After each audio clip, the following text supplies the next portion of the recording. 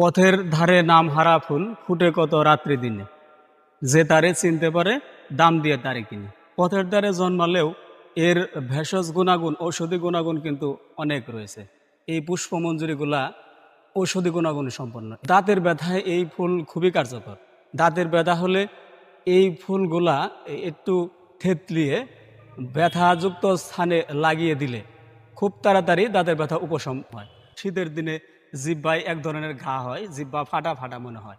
এই জন্যে তরকারি দিয়ে বা অন্যান্য জিনিস দিয়ে ভাত খেতে খুবই অসুবিধা হয়। একটু ঝাঁঝালো এই ফুলটা। এই ফুলগুলা মুখের ভিতরে দিয়ে কিছুক্ষণ চিবিয়ে মুখে রেখে দিলে জিহ্বা থেকে এক ধরনের লালা বের হয়। আর লালা বের হওয়ার পরেই জিহ্বা স্বাভাবিক হয়ে যায়, জিহ্বার ঘা আর থাকে না। মূলত ভিটামিন বি এর অভাবে জিহ্বাতে ঘা হয়, বিশেষ করে শীতের দিনে। অনেক গুণাগুণ সম্পন্ন একটি গাছ। হলুদ বর্ণের, চিনবেন অনেকেই।